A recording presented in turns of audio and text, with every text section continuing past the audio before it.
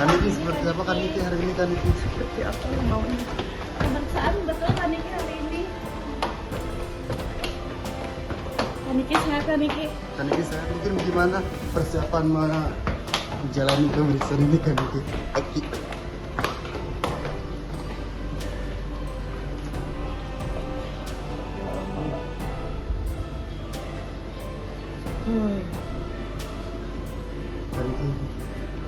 mungkin bisa gimana menguras energinya Kaniki dalam kasus ini Kaniki?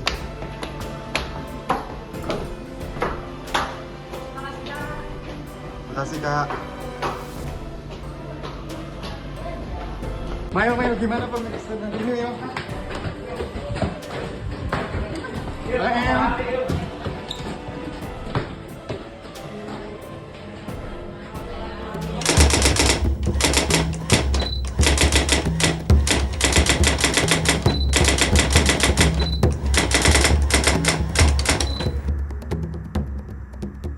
Jadi kami izin update rekan-rekan. Yang pertama bahwa benar ya, penyidik Direktorat Reserse Siber Polda Metro Jaya saat ini sedang melakukan pemeriksaan terhadap kedua tersangka. Yang pertama saudari NM, yang kedua saudara IM.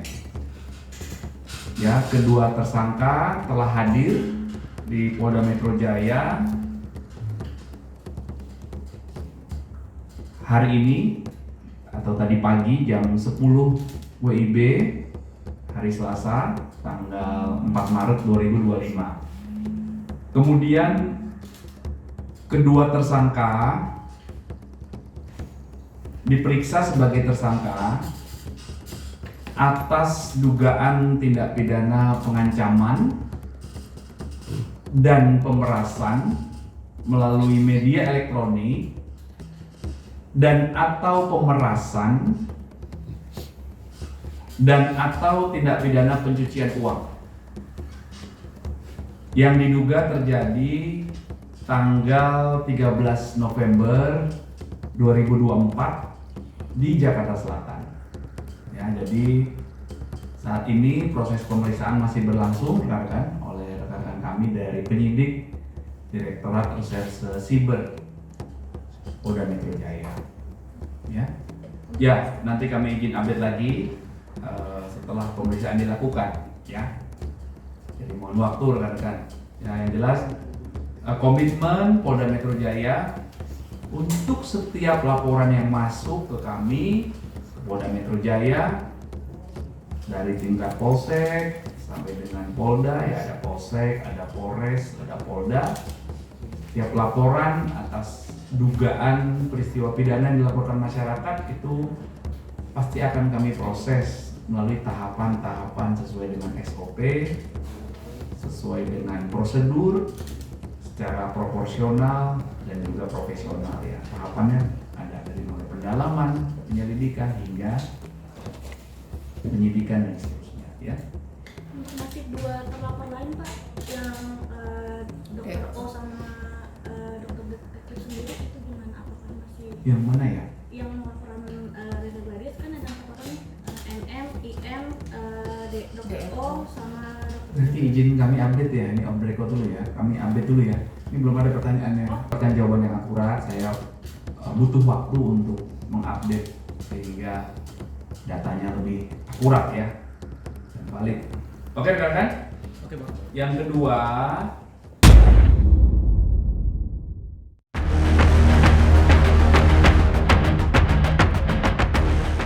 Pemirsa Intens Investigasi, geger, Nikita Mirzani agaknya kini berada di ambang kejatuhan. Ya, kasusnya bersama pengusaha skincare Reza Gladys agaknya membuat Nikita tak berani muncul. Terbukti kemarin atau pada saat pemanggilan kedua yang dilaporkan terhadap dirinya, lagi-lagi Nikita tak menunjukkan batang hidungnya. Lantas, apakah alasan sosok yang selalu lantang berbicara itu kini tak berani memenuhi panggilan pihak kepolisian? Apakah betul ada konsekuensi yang tak main-main jika Nikita terus menghindar? Benarkah polisi juga tengah bersiap melakukan tindakan kepada Nikita? Dan benarkah pula ini adalah awal dari kejatuhan sang nyai? Ataukah ia punya trik lain untuk lolos dari jeratan hukum? Pemirsa, bersama Intens Investigasi, kami hadirkan kabar terkini, terpercaya dan teraktual. Tetapi sebelumnya jangan lupa untuk like, subscribe, dan juga share channel YouTube ini.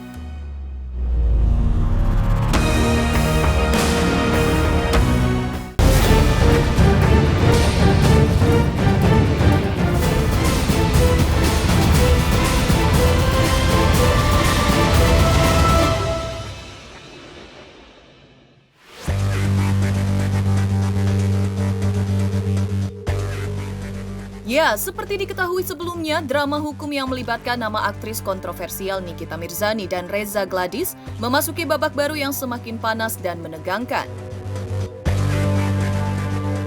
Bagaimana tidak, seakan tak gentar menghadapi jeratan hukum yang menyeret namanya, Nikita Mirzani kembali mangkir dari panggilan pihak kepolisian pada hari Senin 3 Maret 2025 kemarin yang dilakukan oleh pihak kepolisian Polda Metro Jaya. Telah resmi ditetapkan sebagai tersangka dalam kasus dugaan pemerasan, pengancaman, dan tindak pidana pencucian uang TPPU pada 20 Februari 2025. Nikita sejatinya dijadwalkan untuk menjalani pemeriksaan, namun dengan alasan pekerjaan yang tak bisa ditinggalkan, ia mengajukan permohonan penundaan. Penyidik pun memberikan kelonggaran, menjadwalkan ulang pemeriksaannya pada Senin 3 Maret 2025. Dan apa yang terjadi? Lagi-lagi sang nyai mangkir. Tidak ada tanda-tanda kehadiran Nikita di Polda Metro Jaya. Tidak ada jejak, tidak ada kabar. Seakan lenyap di tengah pusaran kasus yang semakin membelitnya. Menanggapi ketidakhadiran Nikita, praktisi hukum Deo Lipayumara pun memberikan peringatan keras. Menurutnya, jika Nikita terus menghindari panggilan, polisi akan segera menerbitkan surat perintah jemput paksa. Tidak hanya itu, jika Nikita terus bersembunyi, menghindar dari kejaran hukum, konsekuensi lebih berat menanti.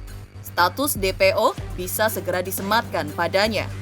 Dan bukan main-main, kasus ini juga bisa menyeret Nikita Mirzani ke dalam jeruji besi. Mengapa demikian? Karena pasal-pasal yang dikenakan kepadanya bukan pasal ringan. Sesuai ketentuan hukum, jika ancaman hukumannya di atas 5 tahun, maka tersangka bisa langsung ditahan. Dalam kasus ini, Nikita menghadapi ancaman hukuman berat, membuat peluangnya untuk lolos dari bui semakin tipis.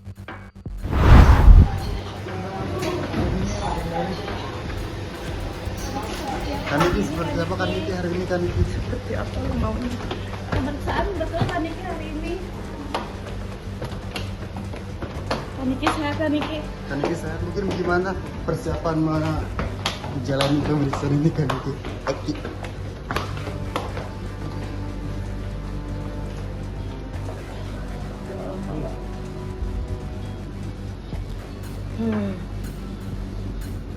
Kaniki, mungkin bisa gimana menguras energinya Kaniki dalam kasus ini Kaniki?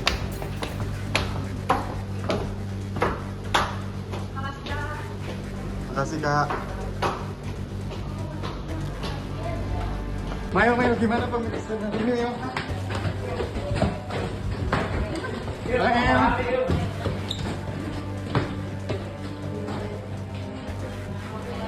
Ya kalau saya, apa yang disampaikan itu benar, karena saya juga sudah melakukan penundaan dengan alasan manusiawi ya, secara manusiawi dia punya pekerjaan yang harus dikerjakan dan itu tempatnya bukan di Jakarta, jadi dia harus keluar kota. Nah, saya juga meminta waktu hari tanggal 3 dengan alasan cara syariah. Kenapa saya katakan? Karena ini sudah mendekati bulan puasa. Biarlah kami semua itu berkonsentrasi untuk mempersiapkan diri dalam puasa Ramadan.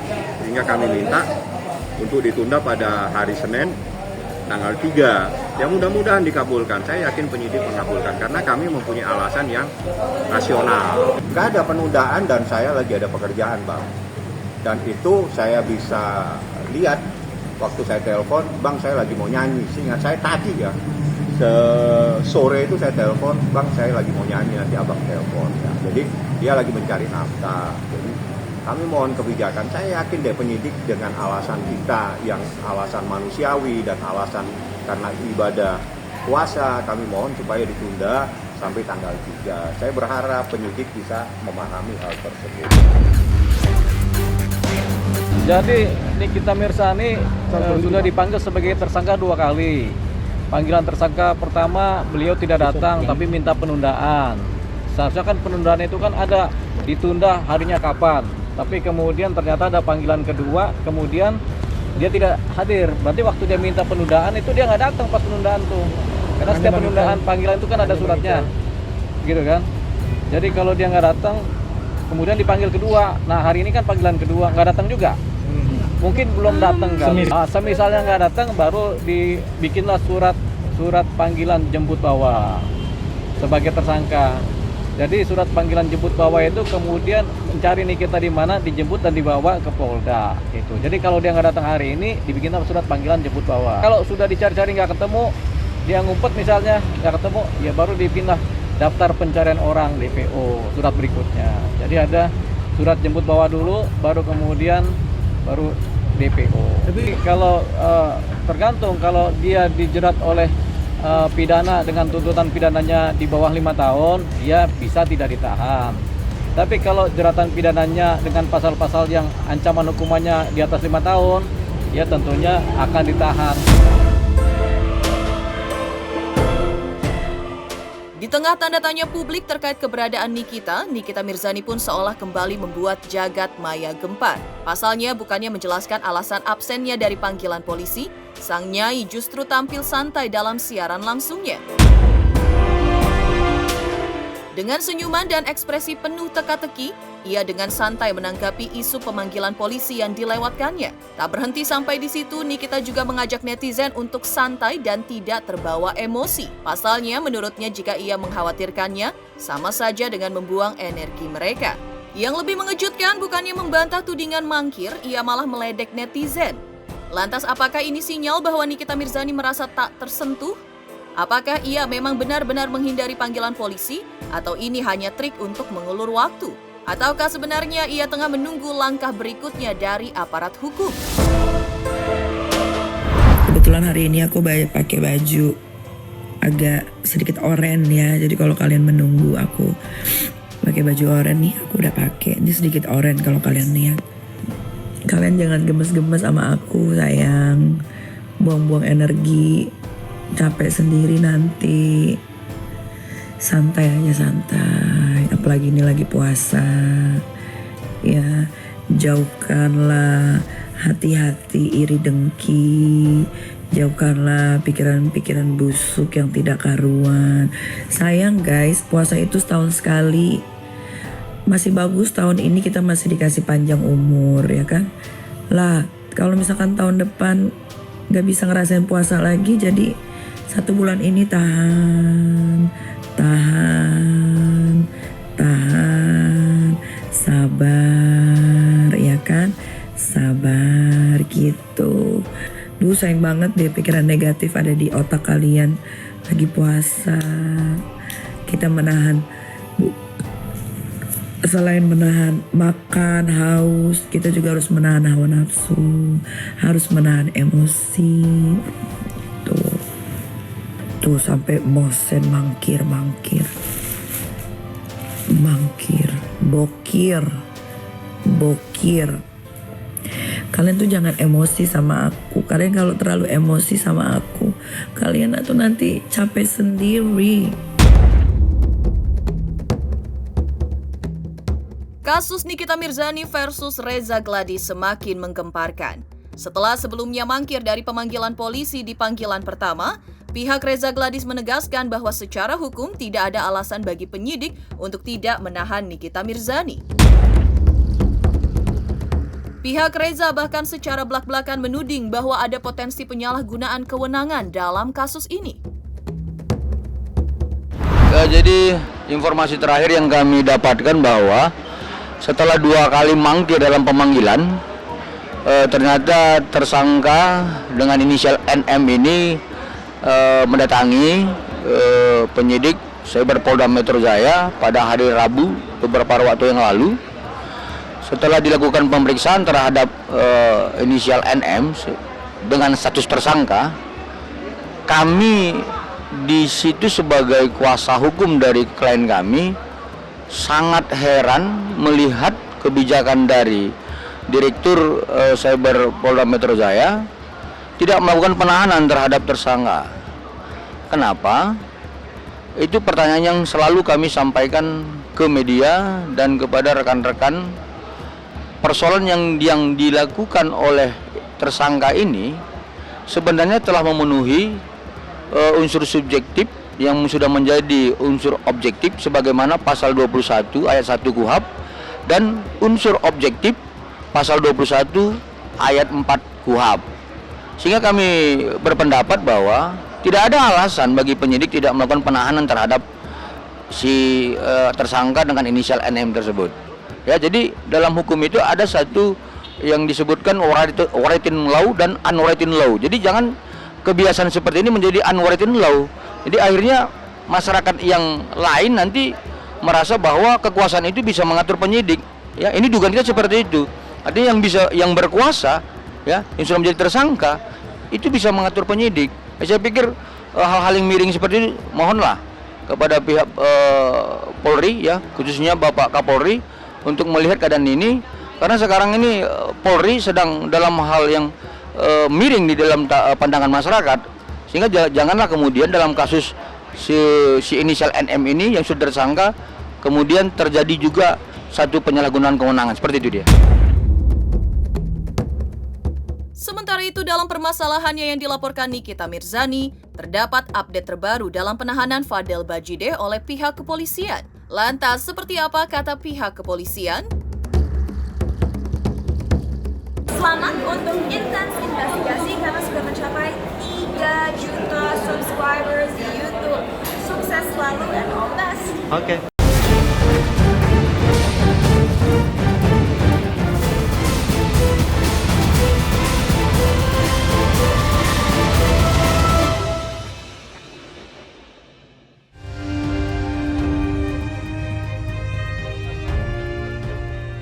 Di tengah pusaran kasus dugaan pemerasan yang melibatkan dirinya dengan pengusaha skincare Reza Gladys, Nikita Mirzani sebelumnya diketahui melaporkan Fadel Bajideh dalam kasus yang melibatkan sang putri ke Polres Metro Jakarta Selatan. Kasus dugaan persetubuhan anak di bawah umur dan aborsi ini pun berujung pada penetapan Fadel sebagai tersangka dan penahanannya selama 20 hari. Setelah penetapan tersangka yang dilakukan pada Kamis 13 Februari 2025, pihak kepolisian memutuskan untuk memperpanjang masa penahanan Fadel hingga total 40 hari ke depan. Dengan alasan penyidik memerlukan waktu tambahan untuk melengkapi berkas perkara, termasuk pengumpulan barang bukti dan pemeriksaan saksi-saksi. Ya betul, jadi untuk kasus yang dilaporkan oleh NM dan kemudian setelah VA sudah menjadi tersangka kemudian ditahan selama 20 hari ke depan. Lanjut untuk pemberkasan masih berjalan, oleh karena itu dari penyidik menambah untuk penahanannya menjadi 40 hari ke depan. Ya semua memang dari berkas harus dilengkapi tentunya ya, dari mulai barang bukti, kemudian saksi-saksi, nah itu semua dilengkapi. Oleh karena itu dari penyidik melengkapi itu butuh waktu, tidak sebentar tentunya, dan semuanya pasti sudah diperkirakan. Oleh karena itu dari waktu 20 hari ke depan itu tidak memungkinkan untuk melengkapi berkas. Oleh karena itu 40 hari ke depan dari penyidik sudah perpanjang masa penahanan dari VA. Jadi setelah kita mendapatkan P21 dari kejaksaan, baru kita bisa memindahkan VA ke kejaksaan. Itu nanti di tahap 2. Sementara itu sebelumnya atau dalam kasus yang dilaporkannya kepada Fadel Bajideh, penantian panjang itu akhirnya berbuah manis. Setelah berbulan-bulan menunggu kejelasan, Nikita Mirzani akhirnya bisa menarik nafas lega.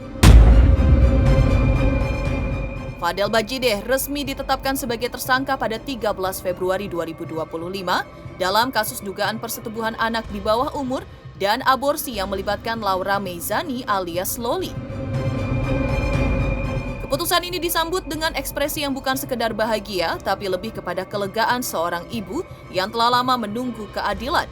Nikita pun mengungkapkan kini sang putri sudah bahagia, sudah dapat berkomunikasi baik dengannya, dan tengah menikmati hari-harinya. Ya, dibilang bukan bahagia ya, tapi kan memang harus tersangka karena kan memang sudah jelas alat bukti dari saksi itu bukan 1-2 orang loh. Saksi itu kurang lebih ada sekitar 14 orang, ya kan, dan semuanya memang memberikan kesaksian dengan sejujur-jujurnya. Cuman kan kemarin kendalanya hanya mengulur waktu saja, ya kan, diperlambat. Terus ada juga beberapa kalender yang hari libur dan lain-lain, ya gitu. Kalau tinggal belum, tapi komunikasi iya. Tapi apapun yang Laura inginkan, kayak dia mau ke salon, dia lagi mau ombre rambut itu. Berarti masih di rumah aman yang di Jawa Barat itu? Ya, masih. Artinya komunikasi sudah mulai membaik ya?